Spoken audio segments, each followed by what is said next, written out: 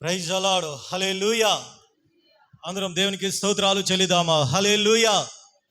సంతోషంగా ఉన్నవారు దేవునికి స్తోత్రాలు చెల్లిదామా. హల్లెలూయా. మంచిది, దేవుడు మనల్ని మన కుటుంబాలని గడిచిన కాలం అంతా కాపాడి భద్రపరిచి సజీవ లెక్కలో ఉంచి మరొక ఆదివారం ఈ రీతిగా దేవుని మందిరంలో దేవుని ప్రజలతో కలిసి ఇంతవరకు పాటల ద్వారా ప్రార్థనల ద్వారా దేవుని యొక్క నామని మహింపరిచాం. మీరు నిలబడి దేవుని యొక్క వాక్యాన్ని అందించడానికి అత్యల్పమైన నాకు దేవుడిచ్చిన అవకాశాన్ని బట్టి అందరం ఒకసారి దేవునికి స్తోత్రాలు చెల్లిదామా. హల్లెలూయా. సమస్త మహిమ ఘనత ప్రభావములు మన యేసుకే చెల్లును గాక. గడిచిన వారం మనము వాక్య భాగాన్ని మనం విన్నాం. మనల్ని మనము సిద్ధపరచుకోవాలి. దేని కొరకు? దేవుని యొక్క రాజ్యానికి మనము చేర్చబడాలి. ఎందుకంటే యేసయ్య రాకడ అతి సమీపముగా ఉంది. ఆయన చెప్పిన ప్రతి వాక్కులు వచనాలు, ఆయన చెప్పిన ప్రతి సూచనలన్నీ కూడా జరుగుతూ ఉన్నాయి. ఆయన త్వరగా రాబోతున్నాడు. ఆయన వాగ్దానము చేసాడు. ఆయన ఆలస్యం అని ఎంచుకున్నట్లుగా ఆయన తన వాగ్దానమును గురించి ఆయన మర్చిపోయే దేవుడు కాదు. ఆయన రాబోతున్నాడు. Praise the lord. వస్తానన్న యేసు రాజు రాకమానున తెస్తానన్న బహుమానం ఖచ్చితంగా వస్తాడు. ఆయన సంఘం కోసం రాబోతున్నాడు. కాబట్టి ఎట్టి పరిస్థితుల్లో మనము నిద్రావస్థలో మనము ఉండకూడదు. మనం మెలకువగా ఉండి మనల్ని మనం సిద్ధపరుచుకుంటూ ఉండాలి. Praise the lord. అంటే పనులు, వ్యాపారాలు, ఉద్యోగాలు మానుకొని ఇంటి దగ్గర ఉండమని కాదు అర్థం. ఆ రాకడ వస్తూ ఉండేది. ఎప్పుడు వచ్చినా సరే, నువ్వు పనిలో ఉన్నా, నువ్వు తిరగలు విసురుతున్నా, బైబిల్లో 2 తిరగలు విసురుతూ ఉన్నారంట. యేసయ్య వచ్చాడు. చెప్పండి, ఒక ఆమె ఎత్తబడింది, ఇంకా ఆమె ఎందుకు ఎత్తబడలేదు? చెప్పండి. 2 తిరగలు విసురుతున్నారంట. ఆ కాలంలో పెద్ద పెద్ద తిరగలు ఉండేవి. 2 పట్టుకొని అది తిప్పుతూ ఉండేవాళ్ళు. మరి ఎందుకు ఒక ఆమె ఎత్తబడి ఇంకా ఆమె ఎందుకు ఎత్తబడలేదు? హల్లెలూయా. పొలంలో 2 పని చేసుకుంటూ ఉన్నారు. ఒక ఆమె ఎత్తబడింది, ఇంకొకరు ఎత్తబడలేదు. మంచం మీద 2 ఉన్నారంట. ఒకళ్ళు ఎత్తబడ్డారు, ఇంకొకళ్ళు ఎత్తబడలేదు. ఇప్పుడు నువ్వు ఎత్తబడలే గుంపులో ఉన్నావా, విడవబడే గుంపులో ఉన్నావా? ఒకవేళ అమెరికాలో వాళ్ళు రాత్రి ఎత్తబడితే మనం ఇక్కడ ఎప్పుడు ఎత్తబడతాం? మనం పగలు ఎత్తబడతాం. కాబట్టి ఎప్పుడైనా సరే యేసయ్య వస్తాననేది నిజమండి. నోవహు కాలంలో కూడా ఇదే జరిగింది. ఇప్పుడు అదే రిపీట్ అవుతుంది. అందరూ కూడా పెళ్లి చేసుకుంటూ, పెళ్లికి ఇస్తూ, ఎవరి పాటికి వాళ్ళు, ఎవరి హడావుల్లో వాళ్ళు ఉన్నారు. జలప్రళయం వచ్చింది. వచ్చి కొట్టుకొని పోయే వరకు ఒక్కడు కూడా ఎరగకపోయిరి. వాడ ఒక్కళ్ళు కూడా ఎక్కలేదండి. నోవహు భార్య, 3 కోడళ్ళు, 3 కొడుకులు, 8 మంది మాత్రమే ఎక్కారు. జంతువులు ఎక్కినాయి. మిగతా వాళ్ళు ఒక్కళ్ళు కూడా ఎక్కలేదు. దేనికని అంటారు? నిర్లక్ష్యంగా. సేమ్ ఇప్పుడు అదే జరుగుతూ ఉంది. జరిగితే జరగని మందిరం ఆరాధన, మా పాటికి మేము ఉంటామని చాలా నిర్లక్ష్యంగా ఉంటున్నారండి. కాబట్టి యేసయ్య రాకడ రాబోతుందమ్మా. Praise the Lord. యేసయ్య త్వరగా వస్తున్నాడు. ఆయన ఎప్పుడు వచ్చినా సరే మనం ఎలాగ ఉండాలి అంటే 3 విషయాలు మనం నేర్చుకున్నాం. ఆయన వచ్చేసరికి మనం ఎలాగ ఉండాలి? దేవుని సన్నిధిని కనపడడానికి సిద్ధముగా ఉండాలి. Praise the lord. దేవునికి ఎప్పుడు అందుబాటులో ఉండాలి. యేసు వచ్చినప్పుడు తోమా లేడు. తోమా లేకపోవడాన్ని బట్టి ఏమైంది?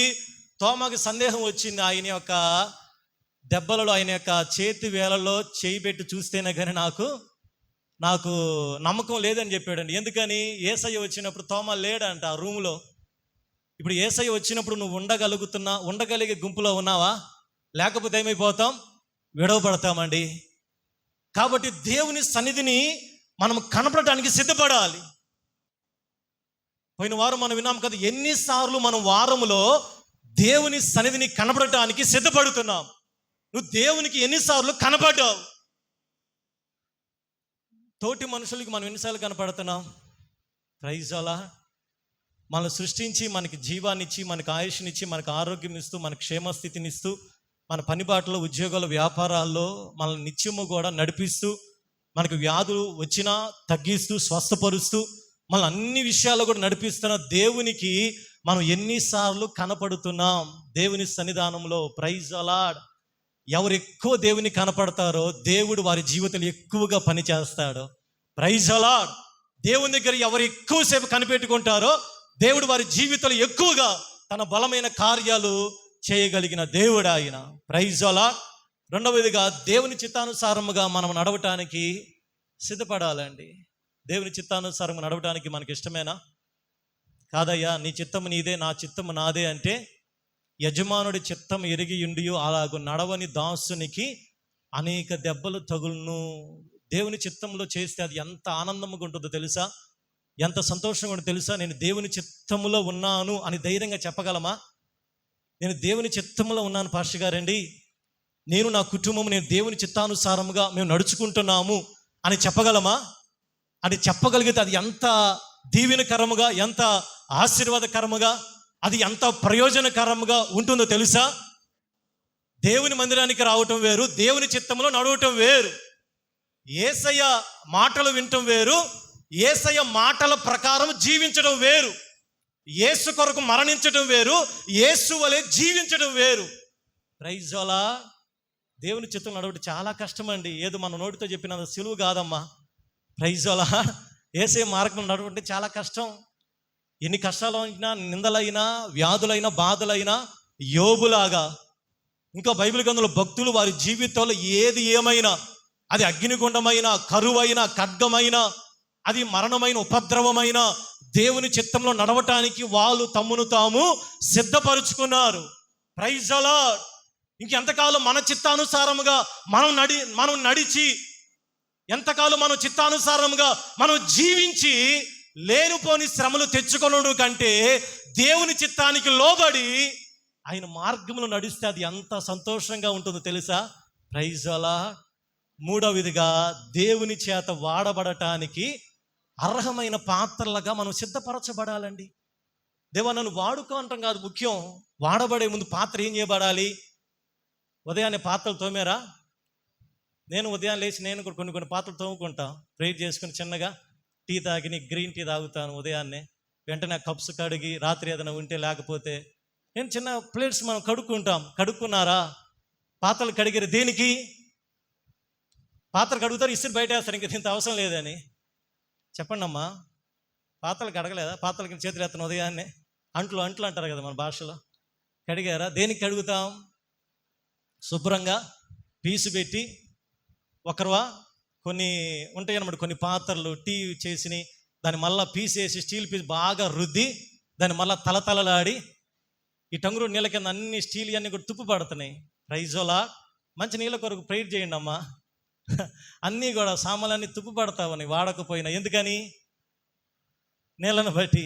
సబ్జెక్ట్ అది కాదు కానీ పాత్రలు ఏం చేయబడాలి? శుభ్రపరచబడతా ఉండాలి. దేనికి? దాని అది మరలా అది వాడటానికి. Praise the lord. అది మరలా దాని ద్వారా మనం పని చేసుకోవడానికి. సేమ్ అంతే, దేవుడు నిన్ను వాడుకోవాలంటే వాడబడే ముందు నువ్వు దేవుని చేత నువ్వు యోగ్యుడిగా నువ్వు సిద్ధపరచబడాలి. నువ్వు సిద్ధపరచబడకుండా దేవా నన్ను వాడుకయ్యా, నన్ను ఏదైనా చేయి ప్రభు అంటే దేవుడు ఆయన చేతులు ఎత్తేస్తాడు. వాడబడిన ప్రయోజనం అనేది ఉండదండి. మనం ఎప్పుడైతే యజమానుడు వాడుకొనుటకు ఆయన చేతుల్లోనికి వెళ్ళి పరిశుద్ధమైన పాత్రగా, యోగ్యమైన పాత్రగా, అర్హమైన పాత్రగా మనం ఆయన చేతుల్లోనికి వెళతామో ఆయన ఎంతగానో దేవుడు వాడుకుంటాడు. దేవుడు నిన్ను వాడుకోవాలి అంటే నీ యొక్క ఉద్యోగాన్ని బట్టి కాదు, నీ చదువును బట్టి కాదు, నీ యొక్క ధనమును బట్టి కాదు, నీ యొక్క ఎడ్యుకేషన్ బట్టి కాదు, నీ బలాన్ని బట్టి కాదు. కానీ నువ్వు దేవుని చేతులోనికి వెళ్ళగలిగితే నీ దగ్గర ఏ సామర్థ్యము లేకపోయినా దేవుడు వాడుకొనగలిగిన సర్వశక్తి కలిగిన దేవుడు ఆయన. Praise the lord. ఎన్నోసార్లు మనం విన్నాం, నికోలస్ వూయిచిచ్ అని చేతులు కాలు లేవండి. తెలుసా? చేతులు కాలు లేని వ్యక్తి యూట్యూబ్లో మీరు చూసారు లేదో, చేతులు కాలు లేవండి. ప్రపంచవ్యాప్తంగా దేవుని చేత వాడబడుతున్నాడు. చేతులు కాలు, మనం చేతులు కాలు ఉండి మనం దేవుని చేత వాడబడుతున్నామా? Praise the lord. అంటే దేవుడు వాడుకోవడానికి కావాల్సిన చేతులు కాదండి, దేవుడు వాడుకోవడానికి కావాల్సింది కాళ్ళు కాదమ్మా, దేవుడు వాడుకోవడానికి కావాల్సింది గొంతు కాదు. ఏది లేకపోయినా, ఏది ఉన్నా లేకపోయినా ఆయనకి ఇష్టం వచ్చిన చేతుల్లోనికి వెళ్తే ఆయన వాడుకోవడం ప్రారంభిస్తాడు ఆయన. Praise the lord. కాబట్టి ఈ మూడు విషయాలు మనం ఏం చేయబడాలి? సిద్ధపరచుకోవాలి. ఈ సిద్ధపాటు లేకుండా దేవా నేను వస్తానయ్యా పరలోకంలో అంటే దేవుడిని ఎందుకమ్మా ఇక్కడ? Praise the lord. ఎవరు కావాలి పరలోకంలో? ఎవరికది? సిద్ధపడిన వారికి, సిద్ధపరచబడిన దేవుని యొక్క రాజ్యం. అందుకని యేసయ్య అంటాడు, మీ హృదయములు కలవరపడనీయకుడి, నేను మీకు స్థలాల్ని సిద్ధపరుస్తున్నాను. Praise the lord. మీకు ఇప్పుడు స్థలాలు ఉన్నాయా లేవా? ఎక్కడమ్మా? ఇక్కడ కాదు, భూమి మీద కాదు. భూమి మీద మనకు ఒక 10 ఎకరాలు ఉన్నా, భూమి మీద మనకు ఒక 100 ఎకరాలు ఉన్నా, అవన్నీ కూడా ఒకరోజు గతించిపోతాయి. పరలోకంలో మీకు స్థలం ఉందా? Praise the Lord. హల్లెలూయా. మాకు స్థలం ఉంది పాస్టర్ గారండి అన్నోళ్ళు దేవునికి స్తోత్రాలు చెల్లిద్దాం. హల్లెలూయా. ఆదికాండం 41వ అధ్యాయము 52వ వచనాన్ని దయచేసి చదివి సహాయం చేయండి.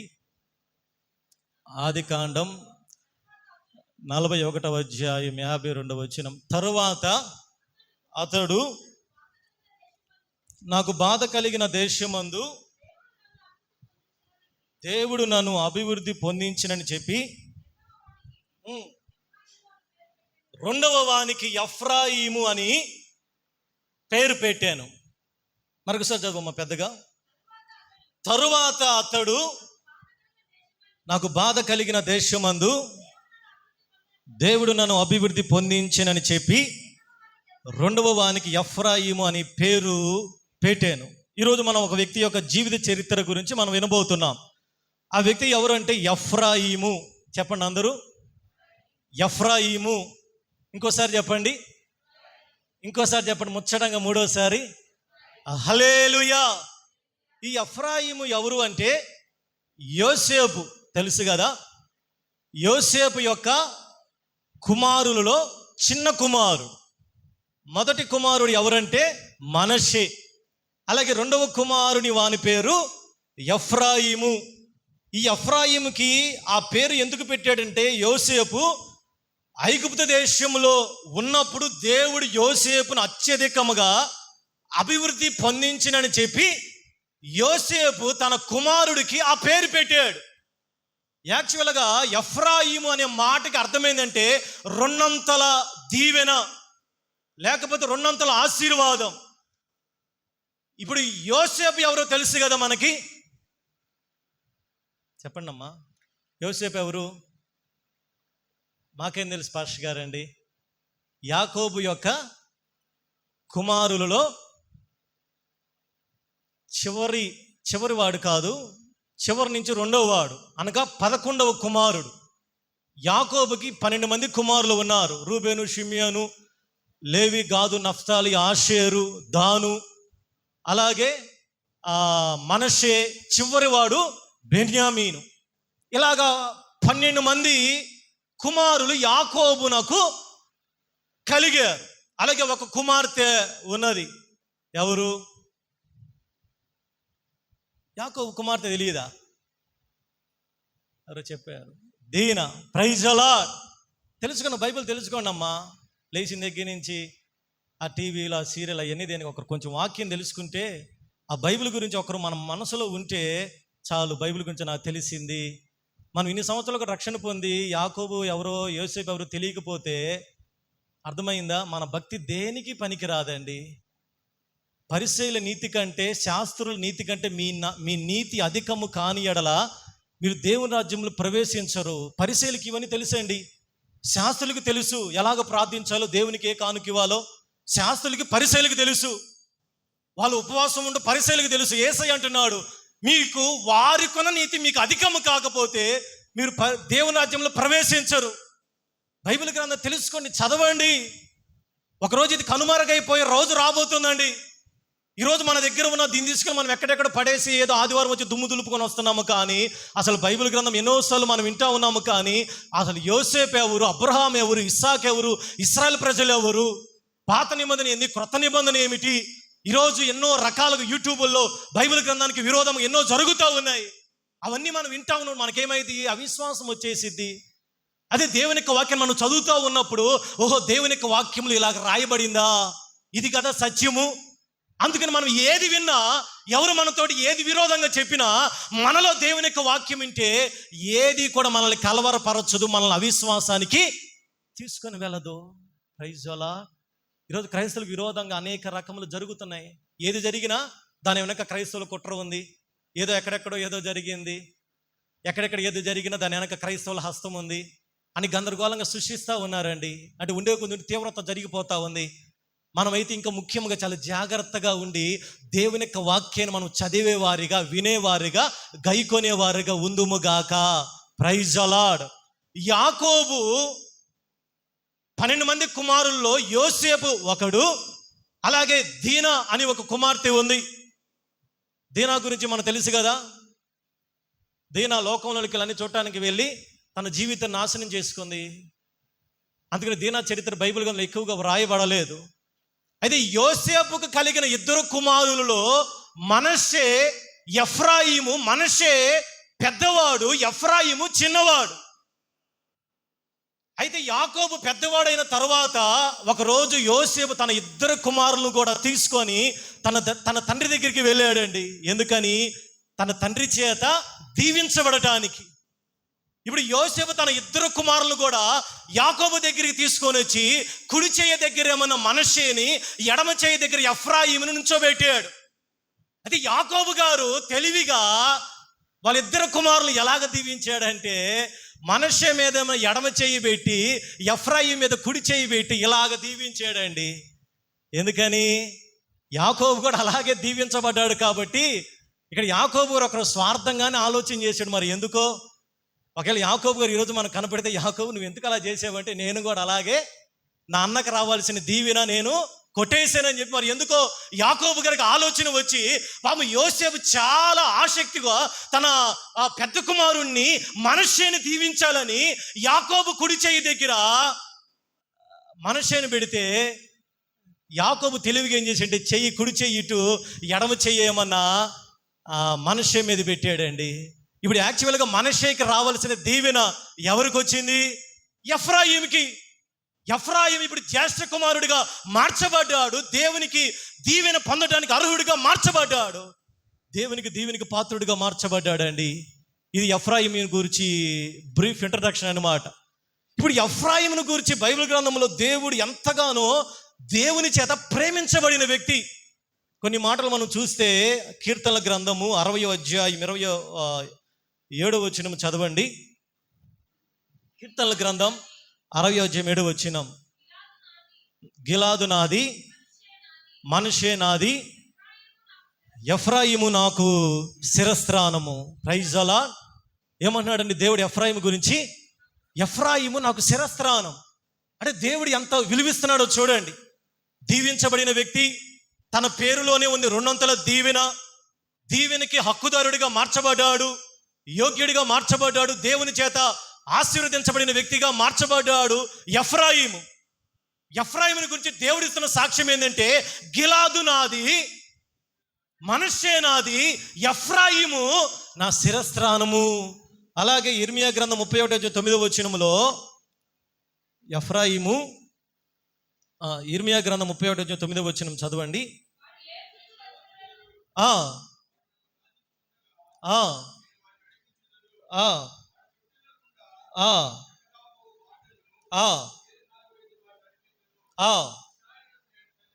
ఇశ్రాయేలునకు నేను తండ్రిని కానా, ఎఫ్రాయిము నాకు జ్యేష్ఠ కుమారుడు కాడా. దేవుడు ఎఫ్రాయిము గురించి ఆయన సెలవిస్తున్న మాటలు చూడండి. ఎఫ్రాయిము నాకు జ్యేష్ఠ కుమారుడు కాదా? ఎఫ్రాయిము దేవుని చేత దీవించబడిన వ్యక్తి, దేవుని చేత ఆశీర్వదించబడిన వ్యక్తి. తన పేరులోనే 200 దీవెనని వ్రాయబడి ఉంది. తన తండ్రి కూడా ఎఫ్రాయిమును ప్రేమించి అభివృద్ధి పరిచాడని చెప్పి యోసేపు ఎఫ్రాయిముకి ఆ పేరు పెట్టాడు. అలాగే తన తాత యాకోబు దీవెన కూడా ఎఫ్రాయిము మీద ఉంది. మనము కూడా దేవుని చేత దీవించబడిన వ్యక్తులం. రెండవదిగా మనము కూడా దేవునికి కుమారులుగా, కుమార్తెలుగా మనం స్వీకరించబడ్డాం. ఇందుట్లో ఏ సందేహము లేదండి. మనము దేవుని కుమారులం, మనము దేవుని కుమార్తెలుగా పరిగణించబడ్డాం. రాజులని యాజక సమూహముగా దేవుడు మనకి పేరు పెట్టాడు. అయితే ఇలాంటి ఎఫ్రాయిమును గురించి దేవుడు బాధపడుతున్నాడు. ఇలాంటి ఎఫ్రాయిమును గురించి ఇర్మియా గ్రంథము 31వ అధ్యాయం 20వ వచనములో, ఇర్మియా గ్రంథము, ఎఫ్రాయిము నాకు ఇష్టమైన కుమారుడా, నా ముద్దు బిడ్డ, నేను అతనికి విరోధముగా మాట్లాడినప్పుడల్లా నన్ను విడవకున్నది అతని గూర్చి నా కడుపులో చాలా వేదనగా ఉన్నది, తప్పక నేను అతన్ని కరుణింతును. ఇదే యెహోవా వాక్కు. దీవించబడిన వ్యక్తిని గురించి, దేవుని కుమారుడుగా, దేవుని జ్యేష్ఠ కుమారుడుగా చెప్పబడిన వ్యక్తి గురించి దేవుడు ఏమన్నాడు తెలుసా? ఎఫ్రాయిం, నా ముద్దు కుమారుడా, నేను నిన్ను తలుచుకున్నప్పుడల్లా నాకు బాధ కలుగుతా ఉంది, నాకు వేదన కలుగుతా ఉంది, నేను ఎంతగానో దుఃఖపడుతున్నాను. ఎందుకో తెలుసా? ఎందుకు ఎఫ్రాయిం గురించి దేవుడు అంతగా బాధపడుతున్నాడు? అలాగే హోషేయ గ్రంథం 11:8 కూడా, హోషేయ గ్రంథం 11:8 చదవండి. ఎఫ్రాయిము, నేనెట్లు నిన్ను విడిచిపెట్టుదును,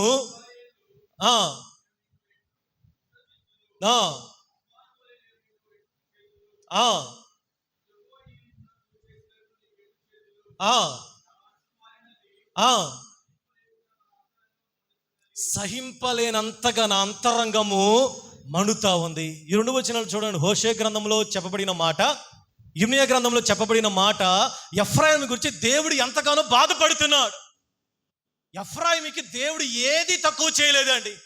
దీవించబడిన వ్యక్తి, దేవుని చేత జ్యేష్ఠ కుమారుడిగా పరిగణించబడిన వ్యక్తి ఎఫ్రాయిము. దేవునికి ముద్దుబిడ్డగా ఉన్నాడు, దేవునికి సన్నిధానంలో అభివృద్ధి పొందుతూ ఉన్నాడు, దీవించబడుతూ 200 ఆశీర్వాదం అని చెప్పబడిన తన మాటల అర్థాన్ని బట్టి దేవుడు ఎఫ్రాయిముని ఎంతగానో బలపరిచాడు, ఎంతగానో ఆశీర్వదించాడు, ఎంతగానో దేవుని చేత హెచ్చించబడిన వ్యక్తిని గురించి దేవుడు అంటున్న మాట, ఎఫ్రాయిము, నిన్ను తలుచుకున్నప్పుడల్లా నేను ఎంతగానో బాధపడుతున్నానయ్యా, నేను ఎంతగానో వేదన పడుతున్నాను. ఎఫ్రాయిమును జ్ఞాపకం చేసుకున్నప్పుడల్లా నా హృదయంలో సహింపలేనంతగా దుఃఖము కలుగుతా ఉంది. ఎందుకు ఎఫ్రాయిమును గురించి దేవుడు ఇంతగా ఎందుకు బాధపడుతున్నాడు? ఎందుకు అసలు ఎఫ్రాయిము, ఏమి జరిగింది? ఎఫ్రాయిము జీవితం, దీవించబడిన వ్యక్తి, ఎందుకు దేవుడు అంతగా బాధపడుతున్నాడు? దేవుని ఆత్మని ఎందుకు అంతగా దుఃఖపరుస్తున్నాడు? దేవుని ఆనందించవలసిన వ్యక్తి ఎఫ్రాయిము, దేవుని దీవించబడిన వ్యక్తి, దేవునికి సంతోష కారణముగా ఉండవలసిన వ్యక్తి. ఇప్పుడు అదే ఎఫ్రాయిమును గురించి దేవుడు ఏమని పలుకుతున్నాడంటే, ఎఫ్రాయిము, నా ముద్దు బిడ్డ, నీ పేరు తలుచుకున్నప్పుడల్లా నాకు వేదనగా ఉందయ్యా, నేను చాలా దుఃఖపడుతున్నానయ్యా. ఈరోజు ఒకవేళ మన గురించి కూడా దేవుడు, ఒకవేళ రక్షణ పొందిన మనల్ని గురించి, మనల్ని రక్షణ పొంది దేవుని మందిరంలో దేవుని యొక్క పాద సన్నిధానంలో ఉంటున్న మనల్ని గురించి కూడా దేవుడు ఒకవేళ బాధపడుతున్నాడేమో. దేవుడు మన గురించి ఏమి చెప్పాలి? సంతోషించాలి. దేవుడు మన యందు ఆనందించాలి. దేవుడు మన యందు, యేసు ప్రభువారు ఆ యొక్క యోర్దాను నదిలో బాప్తీసం తీసుకున్నప్పుడు వెంటనే పరలోకం నుంచి ఒక స్వరం ఏర్పడింది. ఏందో తెలుసా? ఇతడు నాకు ఇష్టమైన కుమారుడు, ఈయన యందు నేను ఆనందించుచున్నాను. Praise the lord. ఈరోజు దేవుడు మన యందు ఆనందిస్తున్నాడా, లేకపోతే ఎఫ్రాయిము వలె దేవుడు మన యందు దుఃఖపడుతున్నాడా? ఆనందించే దేవునికి ఎమోషన్స్ కూడా ఉంటాయండి. అందుకని బైబిల్ గ్రంథంలో దేవుని ఆత్మ గురించి, దేవుని ఆత్మను దుఃఖపరచకుడి, దేవుని ఆత్మను ఆర్పకుడి, దేవుని ఆత్మకి విరోధముగా మాట్లాడకుడి, దేవుని ఆత్మానుసారముగా నడవండి. అంటే దేవుని ఆత్మ దుఃఖపడతాడండి. ఎందుకు ఎఫ్రాయిమును గురించి దేవుడు ఎందుకు దుఃఖపడుతున్నాడు? ఎఫ్రాయిమును గురించి దేవుడు ఎందుకు వేదన పడుతున్నాడు? ఎఫ్రాయిమును గురించి దేవుడు ఎందుకు పరితపిస్తున్నాడు? ఎఫ్రాయిమును గురించి దేవుడు అంతగా ఎందుకు ఆయన పశ్చాత్తాప్తుడై, ఎందుకు అంతగా ఆయన తీవ్రమైన వేదన కలిగి? మరోసారి చదవండి, ఇర్మీయా గ్రంథం 31:20. ఎఫ్రాయిము, నాకు ఇష్టమైన కుమారుడా, నా ముద్దు బిడ్డ, నేను అతనికి విరోధముగా మాట్లాడినప్పుడల్లా అతని జ్ఞాపకము నన్ను విడవకున్నది, నా కడుపులో చాలా వేదనగా ఉన్నది, తప్పక నేను అతన్ని కరుణింతును. ఏమన్నాడు దేవుడు? అంటున్నాడండి ఎఫ్రాయిమును గురించి, కడుపులో దేవునికి వేదనగా ఉంది. ఎందుకు ఎఫ్రాయిము గురించి దేవుడు ఇంతగా ఇంతగా ఎందుకు బాధపడుతున్నాడు? దీవించబడిన ఎఫ్రాయిము ఏమయ్యాడు? ఎఫ్రాయిము జీవితం ఎలాగ మార్చబడింది? కొన్ని విషయాలు మనం చూస్తే, హోషేయ గ్రంథము 7వ అధ్యాయం 8వ వచనం చదవండి. హోషేయ గ్రంథము 7వ అధ్యాయం 8వ వచనం. ఎఫ్రాయిము అన్యజనులతో కలిసిపోయెను, ఎఫ్రాయిము ఎవరును త్రిప్పివేయని అప్పము వంటి వాడాడు. ఎందుకు దేవుడు ఒక వ్యక్తిని గురించి ఎందుకు బాధపడతాడు? ఎందుకు ఎఫ్రాయిము గురించి దేవుడు ఎందుకు బాధపడతాడు? ఎందుకు వేదన పడుతున్నాడు? ఎందుకు ఈరోజు మనల గురించి కూడా కొన్నిసార్లు దేవుడు దుఃఖపడతాడండి. దేవుడు వేదన పడుతున్నాడు. దేవుడు ఆయన కడుపులో ఆయన ఎంతగానో మనల్ని పేరు పెట్టి పిలిచి రక్షించి మనల్ని బలపరిచి దేవుని మందిరంలో కూర్చుని మనల్ని చూచి కూడా ఒకవేళ దేవుడు బాధపడుతున్నాడు అంటే దాని వెనుక ఆ బిహైండ్ ఏదో రీజన్ ఉంది. రీజన్ లేకుండా దేవుడు బాధపడాడండి. ఎందుకు ఎఫ్రాయిము గురించి దేవుడు అంతగా పరితపిస్తున్నాడంటే, మొదటిగా ఎఫ్రాయిము అన్యజనులతో కలిసిపోయాడండి. ఎఫ్రాయిము అన్యజనులతో కలిసిపోయాడు కాబట్టి ఎఫ్రాయిము జీవితం ఏమైపోయింది? ఎవరు తిప్పివేయని అప్పము వంటి వాడైపోయాడు. అన్యజనులతో మనం ఏం చేయాలి? కలవటం అంటే అర్థం ఏందండి? అన్యజనులతో మాట్లాడవద్దని కాదు అర్థం. అన్యజనులతో మాట్లాడటం వేరు, వారి యొక్క ఆచారాల్లో కలవటం వేరు. ఎఫ్రాయిము అన్యజనులతో కలిసిపోయి ఇంకా వాళ్ళ ఇష్టానుసారంగా జీవిస్తున్నాడు కాబట్టి ఇంకా తిప్పివేయిన అప్పమ్మగా మార్చబడ్డాడు. ఈరోజు నువ్వు దేవుని బిడ్డగా మార్చబడిన నీవు, మనం ఎక్కడ ఉంటున్నాం? మనము ఎక్కడ అన్యజనులతో మనం సహవాసం చేస్తున్నామా, లేకపోతే మనము సహవాసం దేవునితో చేస్తున్నామా? అపోస్తల కార్యములకు 2వ అధ్యాయం 40వ వచనంలో ఇక్కడ చెప్పబడిన మాట ఏమనో తెలుసా? అపోస్తల కార్యములు 2వ అధ్యాయం 40వ వచనం. అనేక విధములైన మాటలతో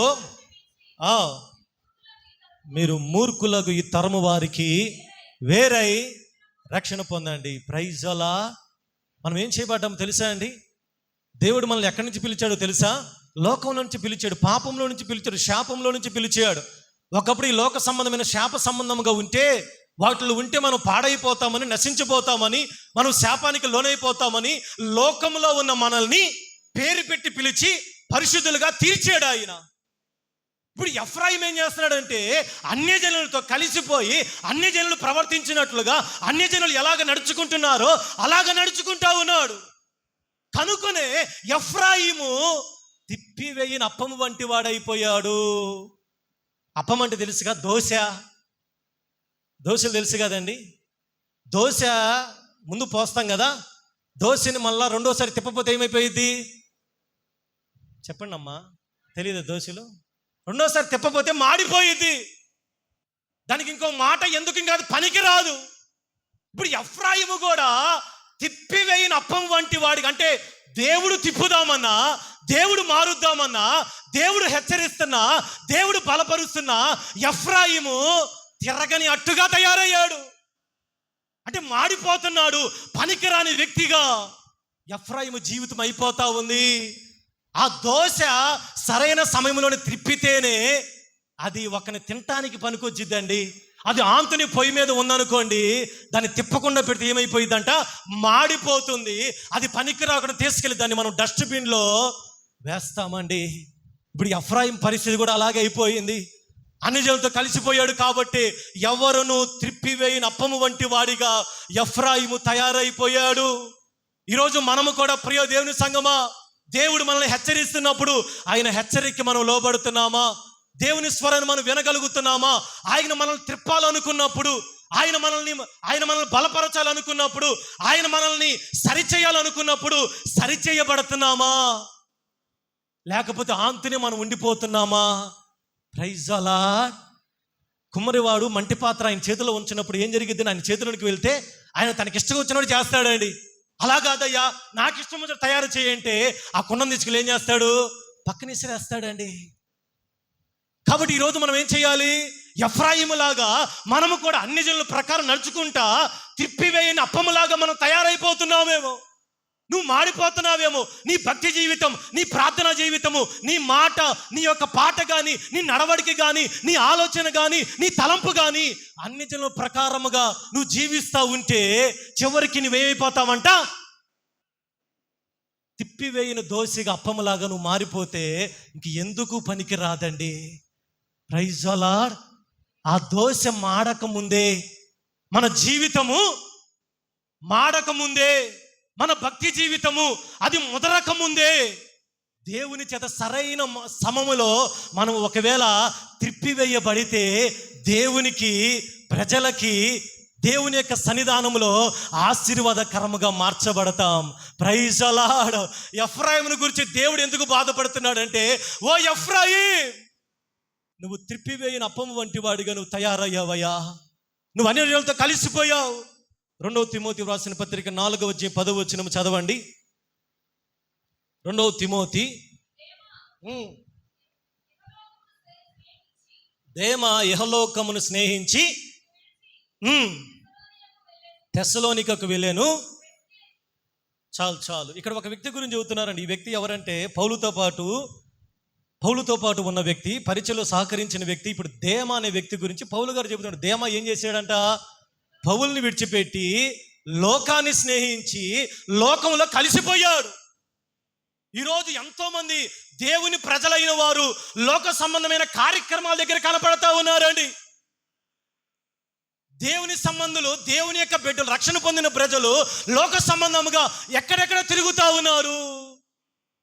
అందుకనే దేవుని యొక్క వాక్యంలో కీర్తన, మొదటి కీర్తన, దుష్టుల ఆలోచన చొప్పున నడవక, పాపుల మార్గమున నిలవక, అపహాసకులు కూర్చున్న చోటు కూర్చుండక, యెహోవా ధర్మశాస్త్రమును దివారాత్రము దానిని ధ్యానించి ఆనందించేవాడు ధన్యుడు.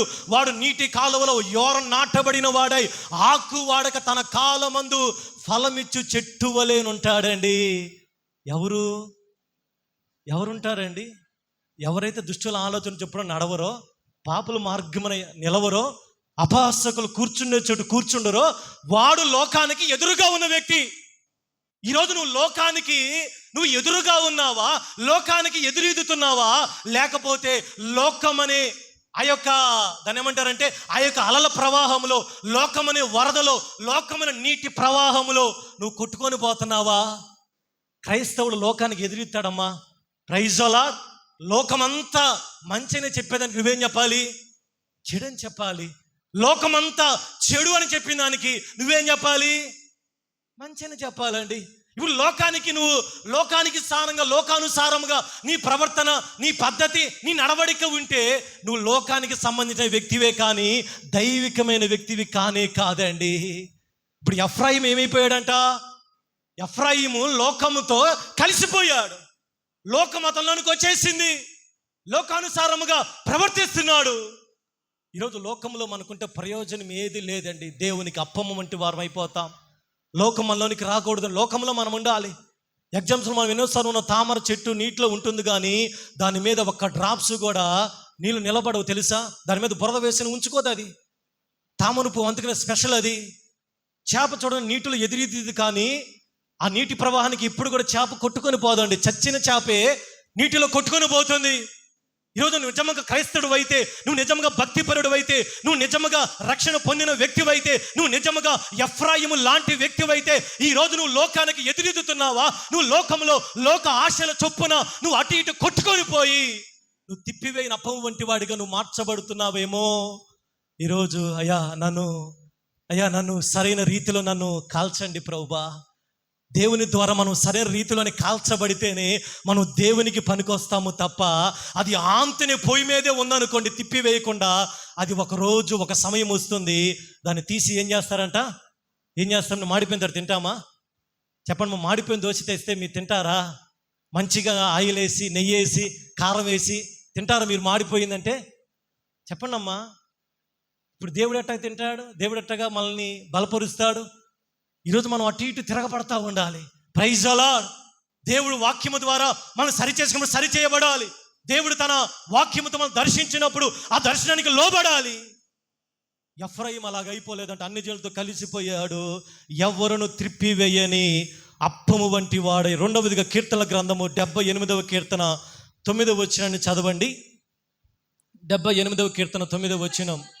విండ్లను పట్టుకొని యుద్ధ సన్నద్ధులైన ఎఫ్రాయిము సంతతి వారు యుద్ధ కాలమున వెనుకకు తిరిగారండి. ఎందుకు దేవుడు ఎఫ్రాయిము గురించి బాధపడుతున్నాడు? రెండవదిగా విండ్లను చేత పట్టుకొని యుద్ధ సన్నద్ధులైన ఎఫ్రాయిమీయులు యుద్ధ కాలమున వెనుకకు తిరిగారు. యుద్ధ కాలమున వెనక తిరగటం అర్థమైంది. వీళ్ళకి యుద్ధం రాకని కాదండి, ఆల్రెడీ వీళ్ళ దగ్గర ఏమున్నాయి? విండ్లు ఉన్నాయి. రెండవదిగా యుద్ధ సన్నద్ధులు అయ్యారు. అంటే విండ్లు, వాళ్ళ దగ్గర ఆయుధాలు ఉన్నాయి, యుద్ధానికి సిద్ధపడ్డారు. శత్రువు వచ్చే సమయానికి ఏమైపోయారు? వెనకకు తిరుగుతున్నారండి. అంటే వెనక్కి వెళ్ళిపోతున్నారు. ఇప్పుడు మన యుద్ధం ఏంటిది చెప్పండమ్మా? మన యుద్ధం ఏంటిది? మన పోరాటం ఎవరితోటి? మనం ఎవరితో పోరాటం చేస్తున్నాం? ఎఫ్ఎస్సీ పత్రిక 6వ అధ్యాయంలో మన పోరాటం ఎవరితోటి? శరీరంతో కాదు, కానీ మన పోరాటము శరీరంతో కాదు, కానీ ప్రధానులతోనూ అధికారులతోనూ ప్రస్తుత అంధకార సంబంధులకు లోకనాథులతోనూ ఆకాశ మండలమందున దురాత్మ సమూహంతో పోరాడుతున్నాం. Praise the lord. పాత నిబంధన అంతా కూడా వాళ్ళు ప్రజలతో యుద్ధం చేశారండి. కానాను దేశానికి చేరాలంటే వాళ్ళు ఊరకనే వెళ్ళలేదండి. కానాను దేశానికి వెళ్ళాలంటే ఆల్రెడీ అక్కడ 7 రకాల జాతి గల ప్రజలు ఉన్నారు. అమ్మోనీయులు, మోయాబీయులు, ఫిలిస్తీయులు, ఈ రీతిగా పెరిజీయులు, హిత్తీయులు, గిర్గాషీయులు, హివీయులు. ఈ 7 జాతిని వాళ్ళు నశించుకుంటా, చంపుకుంటా, వాళ్ళు ఎదుర్కొంటా వెళ్ళి కానాను దేశంలో ప్రవేశించారు. ఇశ్రాయేలు ప్రజలు లేచారు. కానాను దేశం ఖాళీగా పెట్టలేదండి. దేవుడు ఆల్రెడీ ఆ 7 రకాల ప్రజలు ఉన్నారు.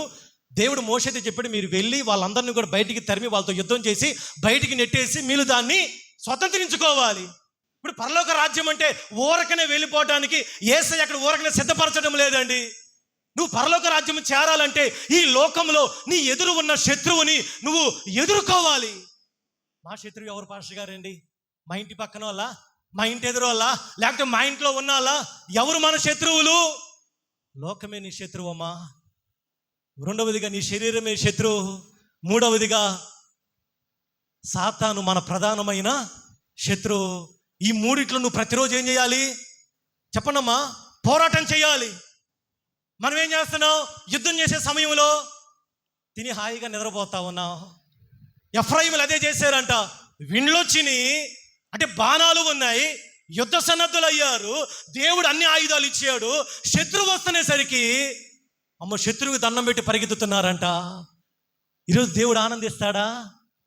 ఇప్పుడు దేవుడు మనకి తన ఆత్మనిచ్చాడు, బలాన్ని ఇచ్చాడు, తన శక్తిని ఇచ్చాడు. శత్రువు మీద అధికారాన్ని ఇచ్చాడా లేదా? ఇవ్వలేదా? శత్రువు మీద అధికారం ఇచ్చడం ఎవరికి?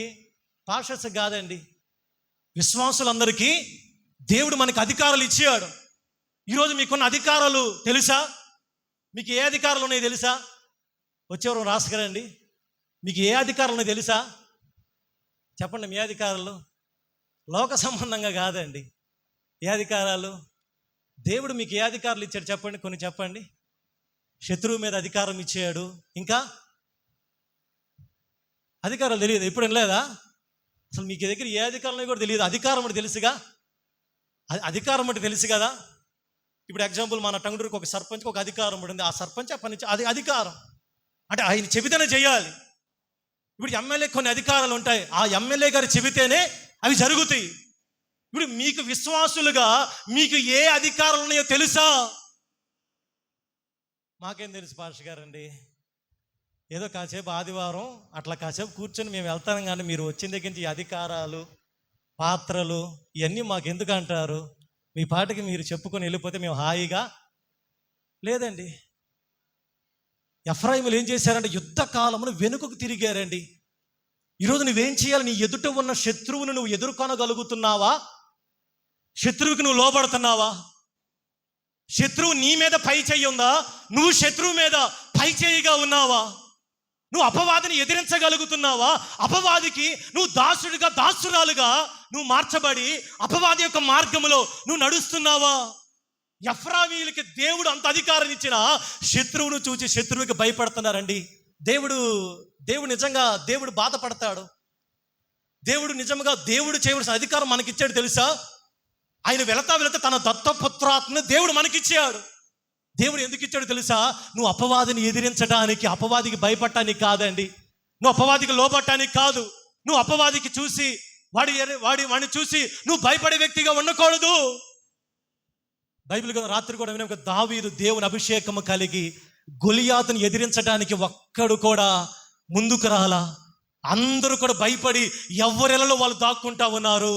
బాలుడైన దావీదు ఒక్కడే, ఏ ఆయుధము లేకుండా, ఎటువంటి విద్య లేకుండా, ఎటువంటి యుద్ధములో ప్రావీణ్యత లేకుండా ఒక్కడే వెళ్ళి దాదాపు 9 మూరలు అనుకుంటా, 9 మూరల ఎత్తుగలిగిన గొల్యాతును ఒక్కడే పడగొట్టగలిగాడండి.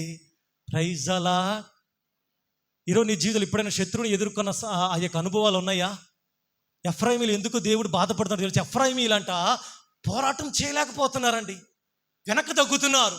శ్రమలను చూసి, సమస్యలను చూసి, ఇబ్బందులు చూసి, వ్యాధులు చూసి, బాధలు చూసి పారిపోతావు. అయ్యో మాకు ఈ దేవుడు వద్దయ్యా అని పరిస్థితి నువ్వు ఒకవేళ ఉన్నావా? లేక నువ్వు యుద్ధ సన్నుద్ధులై నిలబడటానికి నువ్వు సిద్ధముగా ఉన్నావా? నిజమైన క్రైస్తవుడు ఎవరో తెలుసా? ప్రతిరోజు పోరాటమేనండి. అసలు నీ జీవితంలో పోరాటమే లేదంటే నువ్వు క్రైస్తవునిగా నువ్వు ఇంకా అవ్వలేదండి. నీ జోలికి శత్రువు రావటం లేదు అంటే అసలు నువ్వు క్రైస్తవురాలిగా నువ్వు మార్చబడాల. నిజమైన క్రైస్తవుడు ప్రతిరోజు కూడా పోరాడుతూ ఉండాలి.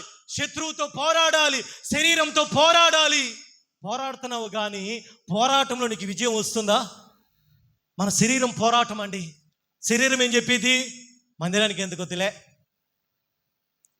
ఉండే కొంచెం చూడండి. రాత్రి శనివారం కూడా జనాలు తగ్గిపోతూ ఉన్నారు. శరీరం ఏం చెప్పిద్ది? మన సంఘమే కాదండి, మన సంఘం అనుకోవద్దు. మనకు లేచిన దగ్గర మన సంఘమే పడి మనం అనుకుంటూ ఉంటాం. అన్ని సంఘాలు అలాగే. ఒకసారి చూసిరండి, నేనే టికెట్ డబ్బులు ఇస్తా అయిపోయిన తర్వాత అందరూ మేము ఫోన్ చేసి పాడుతున్నారు. అందరి సంఘాలు చెప్పండి అమ్మా, అన్ని సంఘాలు అలాగే, మన సంఘమే కాదు, అన్ని సంఘాలు అలాగే ఉండిపోయినాయి.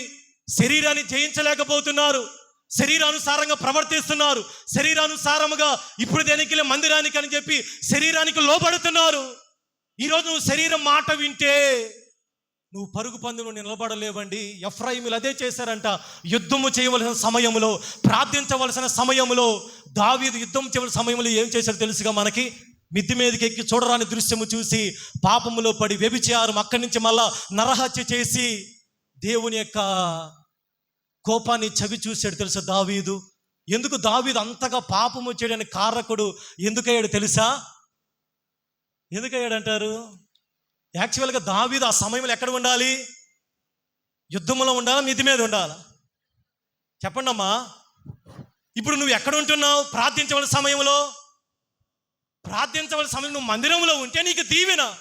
నువ్వు మందిరంలో ప్రార్థనా పరుల మధ్య నువ్వు సహవాసములో ఉంటే ఏమో దేవుడు ఒకవేళ నిన్ను దర్శిస్తాడేమో, నిన్ను బలపరుస్తాడేమో, నీకున్న వ్యాధి నుంచి దేవుడు బయటపడేస్తాడేమో, నీ నిందల నుంచి బయటపడేస్తాడేమో, ఏమో దేవుడు ఏదైనా నిన్ను దర్శించచ్చు కదా. దర్శించడా? దేవుడు మాట్లాడా? దేవుడు వ్యాధి నుంచి గట్టెక్కించడా? ఈరోజు దావీదులాగా మనం ఉండకూడని సమయంలో, ఉండకూడని పరిస్థితుల్లో మనం ఉంటున్నాము కనుకనే మనకి లేనిపోని శ్రమలు వస్తున్నాయి. కాబట్టి మనం ఇప్పుడు ఏం చేయాలి? ప్రార్థన జరిగినప్పుడల్లా దేవుని మందిరములో నువ్వు దేవుని దగ్గర కాచుకొని ఉంటే దేవుడు నీకు అత్యధికమైన సహాయాన్ని దయచేయగలిగిన దేవుడు. కానీ ఎఫ్రాయిం ఏం చేశాడంట? శత్రువు వచ్చే సమయానికి దాక్కుంటున్నాడు, పారిపోతున్నాడు, కానీ శత్రువుకి ఎదురు తిరిగి నిలబట్టలేదండి. ఈరోజు నువ్వు భయపడితే, శత్రువుని చూసి నువ్వు భయపడితే దేవుడు బాధపడతాడండి. ఇదేంద్రో బాబు, నేను రక్షణ ఇచ్చాను, దేవుని ఆత్మనిచ్చాను, నేను పరిశుద్ధ అలంకరణ ధరింప చేశాను, నేను ప్రార్థన అధికారం ఇచ్చాను, నేను అన్ని అధికారాలు ఇచ్చిన నా కుమార్తె, నా కుమారుడేంది శత్రువుని ఎదిరించలేకపోతున్నాడు. దేవుడు బాధపడతాడండి. నీ జీవితంలో శత్రువుని ఎదుర్కొని జీవించిన అనుభవం ఉందా? శత్రువు మీద నువ్వు అపవాదాన్ని ఎదిరించగలిగిన అనుభవం ఉందా? ఉండాలి అంటే ఎక్కడ ఉండాలంటే మనము ప్రార్థనలో ఉండాలి. Praise the lord. మూడవదిగా హోషేయ గ్రంథం 13వ అధ్యాయం 12వ వచనం చదవండి. హోషేయ గ్రంథము 13వ అధ్యాయం 12వ వచనం. ఎఫ్రాయిము దోషము ఆ యొద్ద ఉంచబడి ఉంది, అతని పాపము భద్రము చేయబడి ఉంది. ఎఫ్రాయిముని గురించి ఎందుకు దేవుడు బాధపడుతున్నాడంటే, ఎఫ్రాయిము యొక్క దోషము ప్రిజర్వ్ చేయబడిందంట. అంటే ఇదేంది? ఎఫ్రాయిము యొక్క దోషము, పాపము దేవుని దగ్గర ఎలా ఉన్నది? భద్రము చేయబడింది. అదేంది? దేవుడు మన పాపాలను భద్రం చేసుకుంటాడా? మాట్లాడనమ్మా కాసేపు. దేవుడు మన పాపాలని భద్రం చేసుకుంటాడా? చెప్పండి, చేసుకుంటాడా చేసుకోడా? చేసుకోడు. ఎందుకని? యెషయా గ్రంథంలో ఏముంది? ఏముంది యెషయా గ్రంథంలో?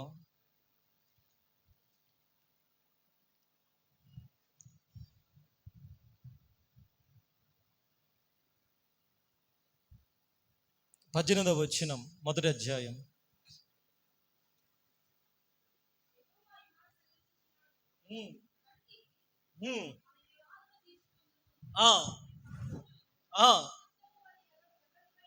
రక్తము వలె ఎర్రనివైనను అవి హిమము వలె తెల్లబడును. Praise the Lord. మీ కెంపు వలె ఎర్రనివైనను అవి గొర్రెబొచ్చు వలె తెల్లనివగును. చెప్పండి, ఇప్పుడు దేవుడు మన పాపాలని భద్రం చేసుకుంటాడా? మాట్లాడనమ్మా. చేసుకోడు. స్వయాన దేవాది దేవుడు అంటున్నాడు యెషయా ప్రవక్తతోటి, ఇశ్రాయేలు ప్రజలారా రండి, మనం వివాదము తీర్చుకుందాం, రండి పరిష్కారం చేసుకుందాం. ఒకవేళ మీరు పాపము చేసిన మీ పాపాలు అవి రక్తము వలె ఎర్రగా ఉన్నా వాటిని నేను తెల్లగా చేయగలను. Praise the lord. ఒకవేళ కెంపు వలె ఎర్రనివైనా అవి గొర్రెబొచ్చు వలె తెల్లగా ఉంటాయి. హల్లెలూయా. అంటే దేవుడు అంటున్నాడు ఏమాట, మనం కొన్నిసార్లు దేవునికి విరోధంగా పాపము చేసినా, దోషము చేసినా దేవుడు ఏం చేస్తాడు? మన పాపాలని క్షమిస్తాడు ఆయన. అవి ఎలా క్షమిస్తాడో తెలుసా? హిమము వలె తెల్లగా మారుస్తాడు, గొర్రెబొచ్చు వలె తెల్లగా మారుస్తాడు అని చెప్పినప్పుడు, మరి ఎఫ్రాయిము యొక్క పాపము, దోషము దేవుని దగ్గర ఎందుకు ప్రిజర్వ్ చేయబడింది? ఎందుకు దేవుని దగ్గర భద్రము చేయబడింది తెలుసా? ఎందుకు భద్రం చేయబడింది? ఎఫ్రాయిం విషయంలో దేవుడు స్వార్థంగా ఉన్నాడా? ఎఫ్రాయిం యొక్క దోషమే భద్రం చేయబడిన కారణం ఏం తెలుసా? కారణం తెలుసు. ఎఫ్రాయిము తన పాపాన్ని దేవుని దగ్గర ఒప్పుకొనటం లేదండి. మనము దేవుని దగ్గర మన పాపాలు ఒప్పుకోనంత కాలం ఆ పాపం ఏం చేయబడుతుంటే దేవుని దగ్గర, చెప్పండి అమ్మా, చెప్పండి, ప్రిజర్వ్ చేయబడిద్ది. ఇది సత్యమండి. నువ్వు ఎప్పుడైతే ఒప్పుకుంటావో ఆ పాపం ఏం చేయబడిద్ది? చెప్పండి, ఆ పాపం తీసివేయబడిద్ది. దావీదు దగ్గర అదే కదా జరిగింది. 13 సంవత్సరాలు తను చేసిన నరహత్య కానీ, వ్యభిచారము కానీ దేవుని దగ్గర ఒప్పుకోకుండా తన పాడికి తను జీవిస్తూ ఉన్నాడు. మందిరానికి వెళ్తున్నాడు, మందిరం నుంచి వస్తున్నాడు, ప్రార్థన చేసుకుంటున్నాడు, పాటలు పాడుతున్నాడు. కానీ దావీదుకి మనశ్శాంతి లేదు, నెమ్మది లేదు, రక్షణానందం లేదు. ఒకరోజు దేవుడు నాతాను పంపించాడు. దేనికో తెలుసా? భద్రము చేయబడిన పాపము నుంచి దావీదుని విడిపించడానికి. దానికి నాతాను ఒక కథ చెప్పి, ఆ కథ ద్వారా దేవుడు దావీదుని దర్శించి, ఎప్పుడైతే దావీదు నేను పాపము చేశానయ్యా అని చెప్పాడో, వెంటనే నాతాను అంటాడు, ఇదిగో నీ పాపము పరిహరించబడింది. చప్పలు కొడుతూ దేవుని యొక్క నామాన్ని మహిమపరుద్దాము. హల్లెలూయా. ఇప్పుడు దావీదు యొక్క పాపము 13 సంవత్సరాలు ఎక్కడ ఉంది? దేవుని దగ్గర భద్రము చేయబడిందని. ఎప్పుడు పరిహరించబడింది? ఆఫ్టర్ 13 years నాతాను పంపించిన తర్వాత, నాతాను చెప్పిన మాటకి దావీదు లోబడి, అయ్యా నేను పాపము చేశానయ్యా అన్నప్పుడు వెంటనే దేవుడు అంటున్న నాతాను ద్వారా, దావీదు చదవనమ్మా, నీవు చావకుండా ఉండునట్లు యెహోవా నీ పాపమును పరిహరించాడు. అంటే ఏం చేశాడంట? దాన్ని కొట్టివేశాడు. ఈరోజు ఎఫ్రాయిం ఏం చేస్తున్నాడు? పాపం చేస్తున్నాడు కానీ ఒప్పుకోవటం వల్ల ఆ పాపం ఏం చేస్తుంది? దేవుని దగ్గర అది పేరకపోతుందండి. ఈరోజు మన పాపము మనము దేవుని దగ్గర మనం పరిష్కారం చేసుకొని ఆ పాపము ఒప్పుకుంటున్నామా లేకపోతే కప్పుకుంటున్నామా? మన పాపము దేవుని దగ్గర అది భద్రము చేయబడి ఉందా, లేకపోతే దేవుని దగ్గర మన పాపములన్నీ కూడా అవి గొర్రెబొచ్చు వలె హిమములాగే తెల్లగా మార్చబడుతున్నాయా? నువ్వు ఒప్పుకోనంత కాలం, నువ్వు విడిచిపెట్టనంత కాలం, నువ్వు దేవుని దగ్గరికి వెళ్ళి నీవు చేసిన తప్పు చెప్పనంత కాలము ఆ పాపం అక్కడే ఈ వడ్డీ సొమ్ము పెరిగినట్టే పెరుగుతుంది. కాబట్టి అది రుణమాఫీ చేయబడదండి. Praise the lord. అది ఎప్పుడు మాఫీ చేయబడిద్దంట? చెప్పండి అమ్మ. ఎప్పుడైతే నువ్వు హృదయపూర్వకముగా వెళ్ళి, దేవా నేను ఈ పాపము చేశానయ్యా, నేను ఈ తప్పు చేశానయ్యా, నన్ను క్షమించు ప్రభు అంటే విత్ ఇన్ సెకండ్స్లో అండి, కళ్ళు తెరిచి కళ్ళు మూసే లోపు మన పాపాలన్నీ కూడా మాఫీ చేయబడితే లేదా? చెప్పండి అమ్మా. ఇప్పుడు ఆలోచించండి, ఎఫ్రాయిములాగా మన పాపం దేవుని దగ్గర భద్రపరచబడి ఉందా, మాఫీ చేయబడిందా? దేవుని దగ్గర అడగాల, దేవుని దగ్గర మనం ఒప్పుకొని ఉంటే, అందుకని మీ పాపంలో ఒక్కరితో ఒప్పుకోనండి, దేవుని దగ్గర ప్రార్థించండి. అతిక్రమములు దాచిపెట్టువాడు వర్ధిల్లడు, కానీ వాటిని ఒప్పుకొని, సామెత 28:18 వాటిని ఒప్పుకొని విడిచిపెట్టువాడు కనికరము పొందుతాడు. ఇన్ని దాచిపెడతా ఉన్నాం మనం దాచిపెట్టిన దేవుడి దగ్గర మనం దాచిపెట్టగలమా? చెప్పండి అమ్మా. దైవజన్ దగ్గర, లేకపోతే మన వ్యక్తిగతంగా ఏదైనా దాచిపెట్టినా మనుషుల దగ్గర మనం దాచిపెట్టవచ్చండి, దేవుని దగ్గర దాచిపెట్టగలమా? చెప్పండి అమ్మా. ఒకడు ఒడిలో, సామెతల గ్రంథ కథ, ఒక ఒడిలో నిప్పు పెట్టుకొని మౌనంగా ఎవడు కనపడలే అంటే ఎవడికంటే అది ఇబ్బంది? ఎక్కడ రిఫరెన్స్? ఒకడు ఒడిలో నిప్పు పెట్టుకున్నాడు అంట. నిప్పు తెలుసుగా, ఆ బొగ్గు ఉండేది, అది కవక్కన అది ఒళ్ళో పడింది అనుకోండి, అమ్మో నాకేం కాదులేరా బాబు, లేకపోతే నేను ఎవడు చూడలేదు అనుకోండి, ఏమైందండి? ఎవడికి నష్టం? అది ఎవరికి నష్టం? మనకి నష్టమా? చూసే వాళ్ళకి నష్టమా? ఎవరికి నష్టం? ఆ నిప్పు ఎవడి ఒళ్ళో ఉందో వాడికి మాత్రమే నష్టం. ఏం చేయాలి ఇప్పుడు? ఆ నిప్పును బయట వేసుకొని ఆ నిప్పు పడిన దగ్గర నీళ్లు పోసుకుంటే కానీ ఆ నిప్పులోంచి బయటపడమండి. కానీ ఎఫ్రాయిము ఏం చేస్తున్నాడు? దోషము నా యొద్ద భద్రముగా ఉంచబడిందంటే ఎఫ్రాయిము ఒప్పుకోవడానికి ఇష్టపడటం లేదు. తను మేనేజ్ చేసుకుంటున్నాడు, రాజీ పడుతున్నాడు, పాపంతో రాజీ పడుతున్నాడు. కాబట్టి దేవుడు ఎఫ్రాయిము గురించి చింతిస్తున్నాడు. ఈరోజు దేవుని ప్రజలు పాపం చేయరని కదా అర్థం. దేవుని ప్రజలు కొన్నిసార్లు పాపము చేస్తారు, పాపం జోలికి వెళ్తారు. దేవుని ప్రజలు దేవునికి విరోధంగా జీవించే సందర్భాలు ఉంటాయి. యోహాను పత్రికలు అంటున్నాడు, చిన్నపిల్లలారా, ఎవడైనను పాపము చేసిన ఎడల నీతి మంత్రుని యేసుక్రీస్తు అనే ఉత్తరవాది తండ్రి దగ్గర మనకున్నాడు. ఈరోజు దేవుని ప్రజలమైన మనము కొన్నిసార్లు మనం తెలిసి తెలియకుండా చేసిన పాపాలు దేవుని దగ్గర ఒప్పుకుంటున్నామా, లేకపోతే అంతునే నన్ను ఎవడు చూడలేదు, మా పాస్టర్ గారికి ఏం తెలియదు కదా అని అనుకుంటున్నామా? లేదండి. ప్రైజ్ ది లార్డ్, హల్లెలూయా. ఒప్పుకోవడమే కదమ్మా. కొబ్బరికాయలు తెమ్మన్నాడు దేవుడు ఒప్పుకోవడానికి. మనకు నోటితో ఒప్పుకోవడానికి కూడా అది ఎలాగుంటుందో తెలుసా? నోటితో ఒప్పుకోవడానికి మనం ఎంతో చాలా నామూషిగా ఫీల్ అవుతున్నామండి. దావీదుకి ఎందుకు అలాగే జరిగింది? బైబిల్ కింద అలాగా ఒప్పుకోని వాళ్ళు అలాగే వాళ్ళ జీవితాలు అలాగే ఉండిపోయినాయి. నేను అనుకుంటాను, యోధ ఇస్కరియోతు యేసయ్యను అప్పగించిన యోధ ఇస్కరియోతు దేవుని దగ్గర పశ్చాత్తాపడలేదండి. కానీ పేతురు పశ్చాత్తాపడ్డాడు తెలుసా? Praise the lord. ఎప్పుడైతే దేవుడు చెప్పిన మాట జరిగిందో, యేసయ్య వెనకకు తిరిగి కోడి 3 సార్లు కుయ్యంగాల్నే, నేను పాపినయ్య, నన్ను క్షమించు ప్రభువా. యోధ ఇస్కరియోతు ఏం చేసిండే? పశ్చాత్తాపడకుండా వెళ్ళి ఉరిపోసుకొని చనిపోయాడు. ఒకవేళ యోధ ఇస్కరియోతు ఆ పరిస్థితుల్లో కూడా యేసయ్య దగ్గరికి వచ్చి క్షమించమని అడిగితే క్షమించేవాడా కాదా? క్షమించేవాడండి. అపవాదిని దేవుడు ఎందుకు క్షమించలేదు తెలుసా? బైబిల్ చదువుతున్నప్పుడు కొన్నిసార్లు మీకు ఎప్పుడు డౌట్ రాలేదా? అసలు అపవాదిని దేవుడు క్షమిస్తే ఎందుకండి? ఈ మందిరాలు దేనికి, పగలు దేనికి, కక్షలు దేనికి, ఇన్ని అరహత్యలు దేనికి, ఇక ఒకళ్ళు తిట్టుకోవడం దేనికి? ఇవన్నీ అపవాది నుంచి వచ్చినాయి కదా. అసలు వీటి మూల కారకుడు అయిన అపవాదినే దేవుడు క్షమిస్తే మనకి ఈ శ్రమలన్నీ దేనికి? ఇప్పుడు మీకు ఎప్పుడు ఆలోచన రాలేదా? ఇంత కష్టం ఎక్కడి నుంచి వస్తుందండి? చెప్పండి అమ్మా. శ్రమలు ఎక్కడి నుంచి వస్తున్నాయి? ఈ కష్టాలు కానీ ఈ భూమి మీద జరుగుతున్నవన్నీ కూడా ఈ ఎవరి ద్వారా కలుగుతున్నాయి? ఆ రోజు ఏదైనా తోట అపవాది గారు చేసిన మోసము కదా. మరి అపవాదిని దేవుడు ఎందుకు క్షమించలేదు? అపవాదిని దేవుడు క్షమిస్తే, చెప్పండి అమ్మా, దేవుడు క్షమిస్తే ఇవన్నీ ఎందుకు జరిగాయి? మనం ఎందుకు పాపంలో పడేవాళ్ళం? మనం ఎందుకు పాప సంబంధమైన వ్యక్తులుగా మార్చబడేవాళ్ళం? అపవాదిని దేవుడు ఎందుకు క్షమించలేదు తెలుసా? చెప్పండి అమ్మా. వాక్యం అంతా విని అదేదో సామెతలాగా మీరు మళ్ళీ మొదలుకు వచ్చారు. ఎందుకు? ఇదే కదా పాయింట్. అంతా విని చివరికంట అన్నట్టుగా పాస్టర్ గారు ఏదో కొత్త విషయం. ఇదే అపవాది ఎందుకు దేవుడు క్షమించలేదు? అపవాది దేవుని దగ్గర ఒప్పుకోలేదు, దేవుని దగ్గరికి వెళ్ళి క్షమించమని అడగలేదండి. లోపల యెహెజ్కేలు గ్రంథంలో ఉండేది, తాను రోజు రోజుకి గర్విష్ఠుడై దేవుని ఒప్పుకోనకుండా దేవునికి విరోధంగా తయారయ్యాడు. కాబట్టి దేవుడు ఆ ఆకాశం నుంచి అపవాది వాడి బెటాల్ని మొత్తాన్ని కూడా కిందకు తోసివేశాడు. అపవాదికి ఇంక క్షమాపణ లేదండి, క్షమాపణ అడగల. కాబట్టి ఈరోజు మూడవదిగా మనము మన పాపాలు ఎప్పటికప్పుడు ఏం చేసుకోవాలంట? దేవుని దగ్గర పరిహారము నొందాలి. తన అతిక్రమములకు, కీర్తన గ్రంథములు ఉండిద్ది, తన అతిక్రమములకు పరిహారము నొందినవాడు ధన్యుడు, తన పాపములకు ప్రాయశ్చిత్తము నొందినవాడు ధన్యుడు.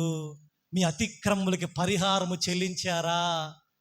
పాత నిబంధన గ్రంథంలో పాపము చేస్తే వెంటనే ప్రత్యక్ష గుడారానికి ఒక గొర్రెను తీసుకురావాలి, ఒక పావురం తీసుకురావాలి. అంటే వారు చేసిన పాపాలకి అవి తెచ్చి ఇస్తే పరిహారం చెల్లించబడుతుందండి. ఇప్పుడు మనం చేసిన వాడికి పరిహారము చెల్లించామా? ప్రైజ్ అలార్డ్.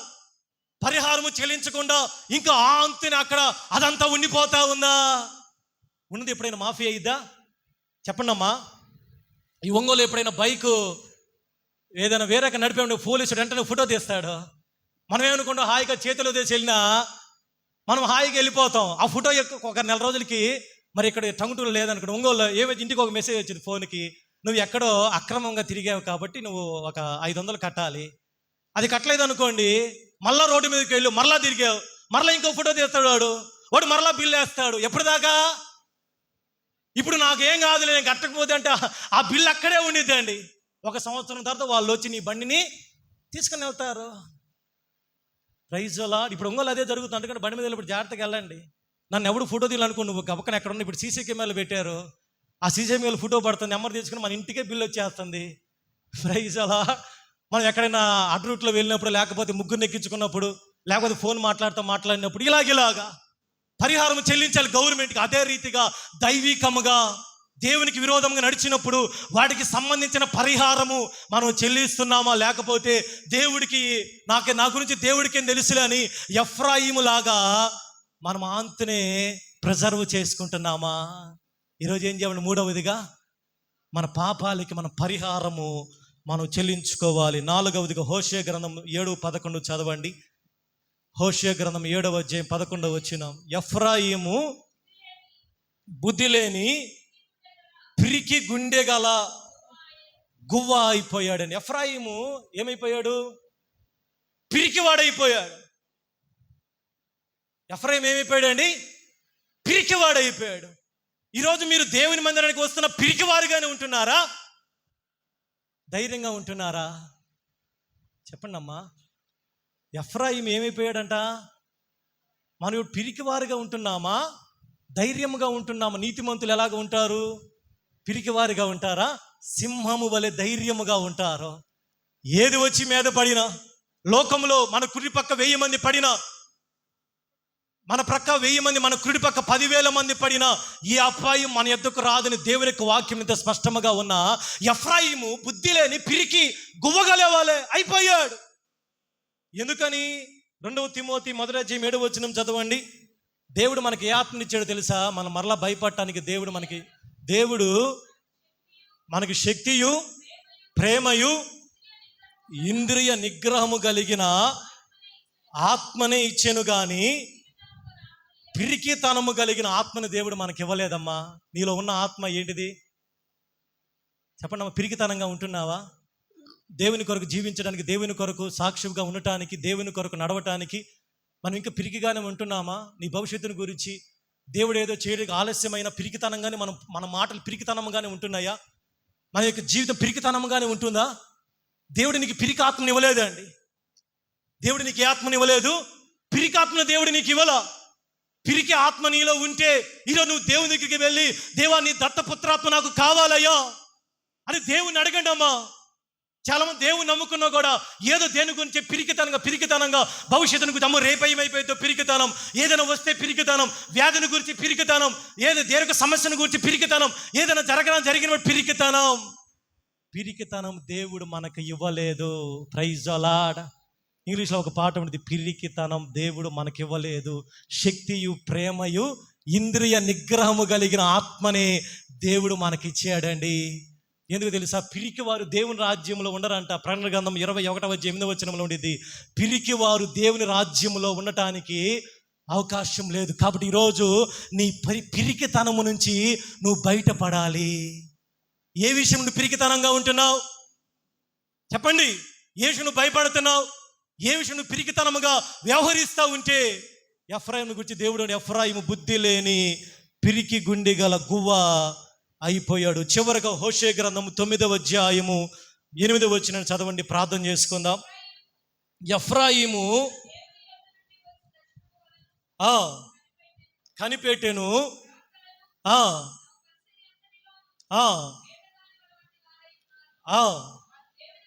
వారు దేవుని మందిరములో శత్రువులుగా ఉన్నారంట. ఎవరు చివరిగా ఎఫ్రాయిము దేవుని మందిరంలో ఎలా ఉన్నాడు?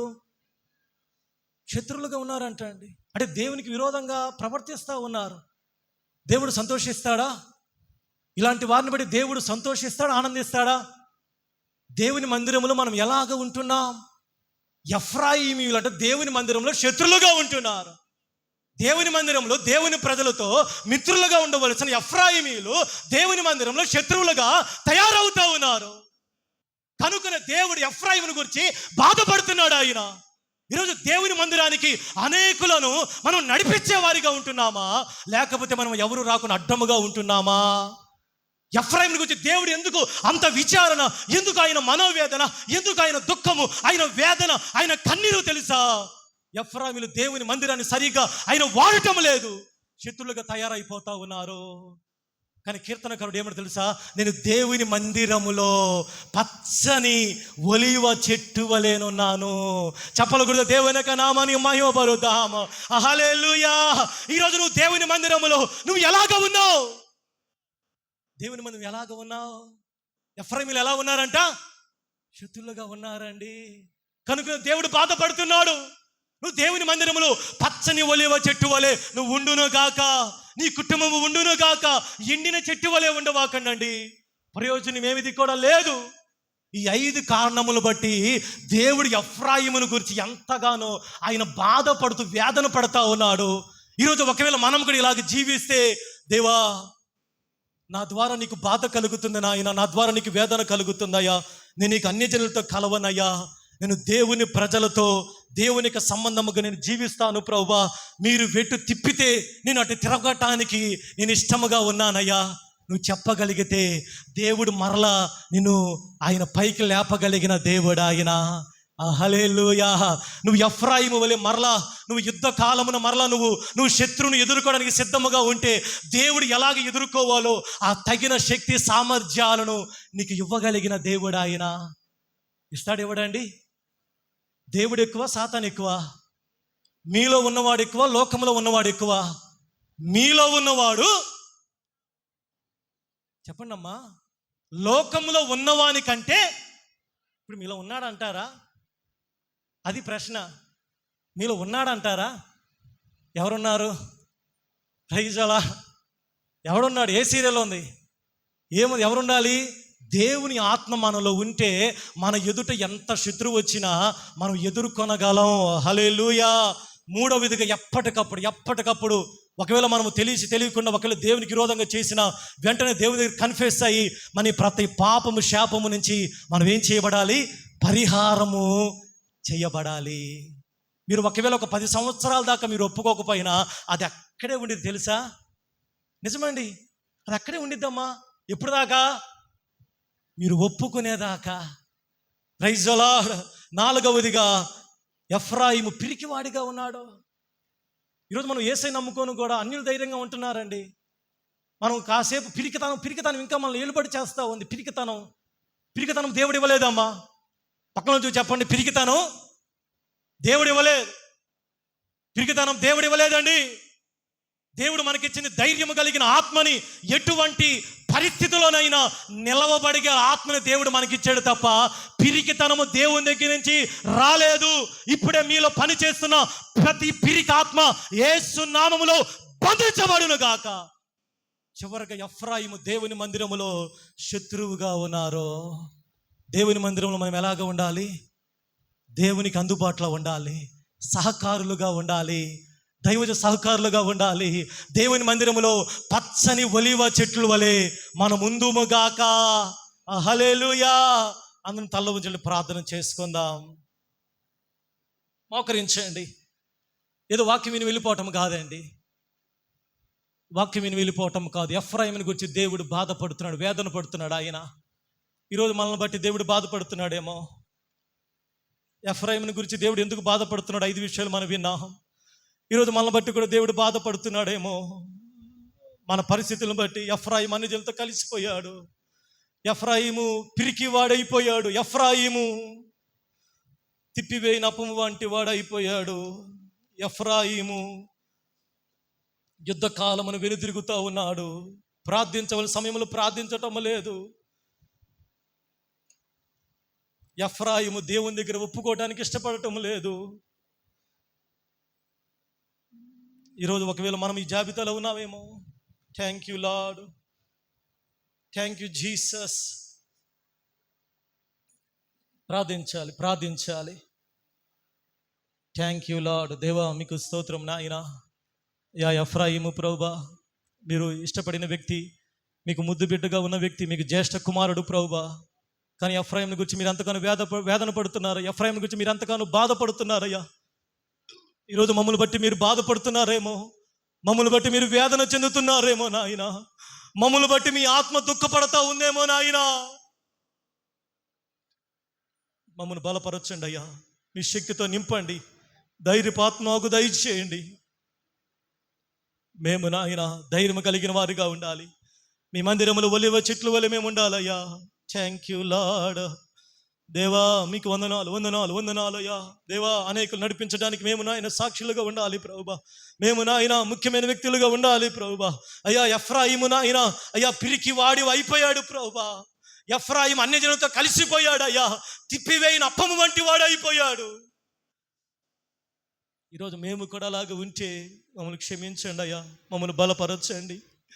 మా పాపం ఒకవేళ మీ దగ్గర భద్రము చేయబడి ఉంటే ఈరోజు మేము ఒప్పుకుంటున్నామయ్యా. దేవా క్షమించండి నాయన, క్షమించండి, బలపరచండి అయ్యా. ప్రార్థన చేసుకుందాం. దేవుడు మనతో మాట్లాడిన ప్రతి మాటలు దేవుడు దీవించి ఆశీర్వదించినట్లుగా అందరం దేవునికి స్తోత్రాలు చెల్లిద్దాం. హల్లెలూయా, హల్లెలూయా. విన్న వాక్యం నిమిత్తం ఎవరైనా ఒక్కళ్ళు ప్రార్థనలు నడిపించండి.